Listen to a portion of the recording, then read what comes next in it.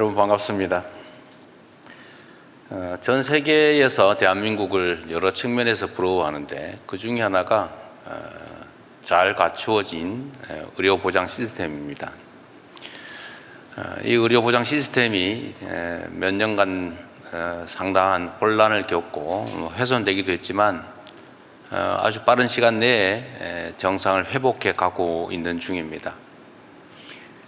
대한민국의 의료보장 체계가 이렇게 전 세계에 가장 모범적인 모습을 띠고 있는 것에 가장 큰 기여는 저는 대한민국의 의료인들이라고 생각합니다. 물론 정부 정책의 기여도 있겠지만 어려운 환경 속에서도 환자에 대한 사랑과 헌신을 아끼지 않았던 의료인들의 전체적인 헌신이 가장 큰 몫을 차지했다고 봅니다. 그리고 잠시간 우리 의료 체계에 혼란이 있긴 했는데 아마 우리 국민들께서 어느 사이에 이렇게 조용해졌나 이런 생각이 들 정도로 큰 무리 없이 필요한 의료 개혁이 진행되고 있습니다.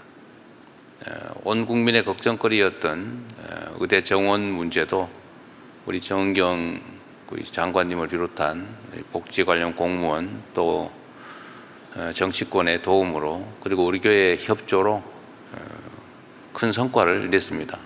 그런데 너무 조용하다 보니까 아무것도 하는 게 없는 것 같아요. 우리 정은경 장관님과 그 다음에 그 담당 공무원 그리고 노력해 주신 정치권의 국회의원 여러분 그리고 의료인 여러분께 제가 박수 한번 드리고 싶습니다.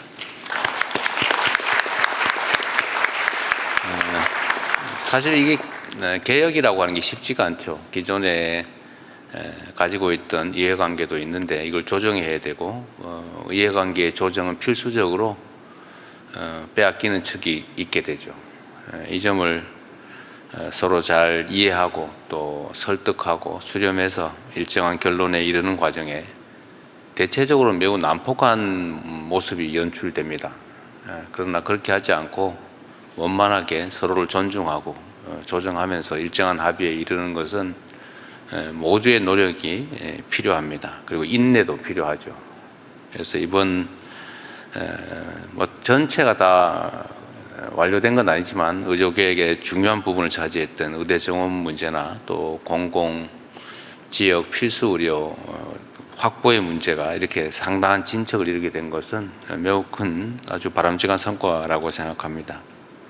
보통 우리가 개혁하면은 울고 싸우고 시끄럽고 그다음에 대결하고 대립하는 것들을 상정하는데 그러지 않고도 대화와 설득을 통해서 충분히 일정한 결론에 이르게 될 수 있다는 점을 이번 의료개혁 과정에서 저는 증명했다고 생각합니다. 그건 대한민국의 역량을 보여주는 것이기도 합니다. 그리고 앞으로 우리가 가야 될 길이 멀죠. 여전히 의료 차별이라고 할까? 이런 것들은 사실 상당히 대한민국에 많고 더군다나 악화되고 있습니다. 특히 지방의료, 필수의료, 공공의료 부분이 상당한 문제가 발생되고 있죠. 제가 과거에 직업인으로서의 경험에 의하면 참 의료인들 힘들겠다. 제가 그 산부인과 의사 상대로 손해배상 소송을 해본 일이 있는데 그때 느꼈던 것이 제가 교과서에 나오는 의사가 해야 될 의무 이런 것들을 쭉 나름 이제 검토해서 이런 의무가 있는데 이 사건에서는 이런 의무를 지키지 못했기 때문에 이건 의료 과실이다라고 해서 그걸 증명해서 결국은 제가 이기긴 했어요. 근데 그때 당시에 신생아가 거의 식물인간 상태였기 때문에 배상액도 엄청나게 많았죠. 개호 비용까지 해서.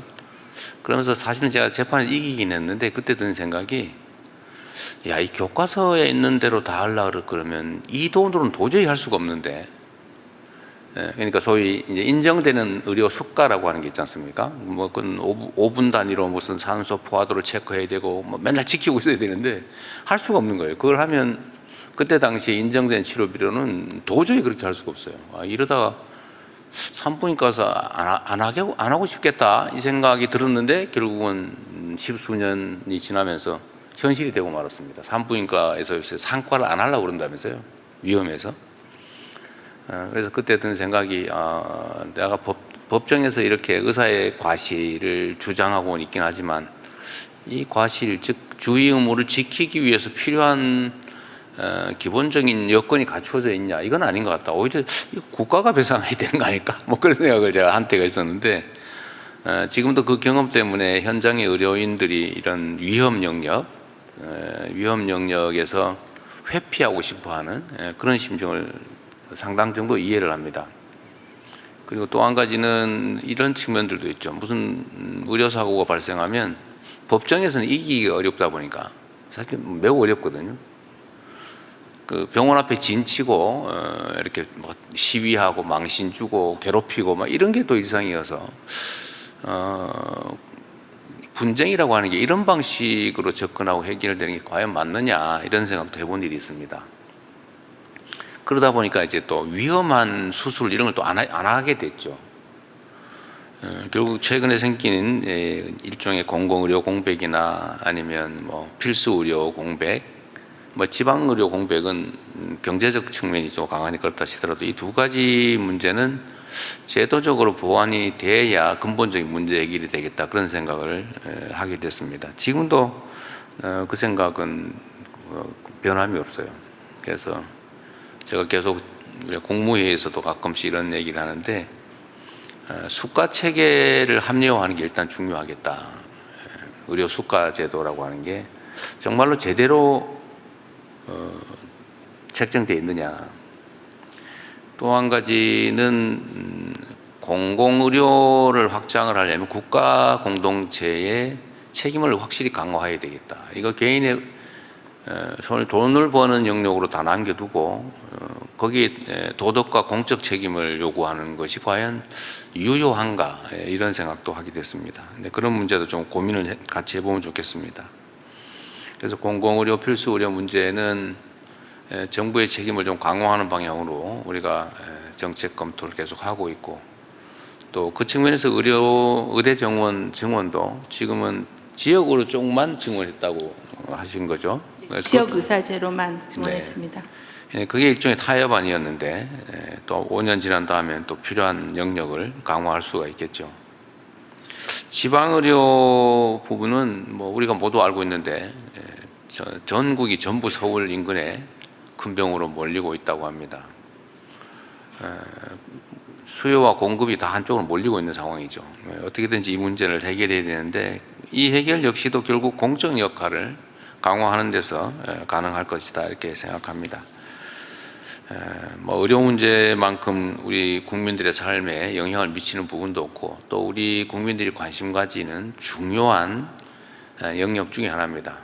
우리가 지방에 어떤 정주 여건을 만들어야 지방도 발전하고 또 지방의 산업도 유치되고 균형 발전이 된다라고 할 때, 그 객관적 여건 중에 가장 또 중시되는 것 중에 하나가 의료 분야라고 합니다. 예를 들면 뭐 교육도 있겠고 문화 부분도 있겠고 뭐 여러 가지 있겠지만, 결국은 의료 상황이 어떠냐, 나와 내 가족들이 아플 때 또는 필요할 때 충분한 의료 환경이 보장되느냐, 이게 또 중요하다고 해요. 그래서 지역 균형 발전 측면, 또 지역 균형 발전을 위한 정주 여건 개선에서도 의료 환경 개선이 핵심적인 요소다라고 분석이 되고 있습니다. 하여튼 오늘 아주 복잡한 문제, 쉽지 않은 문제인데 이런 어려운 상황을 개선하기 위한 좋은 의견들 내주시길 바라고요.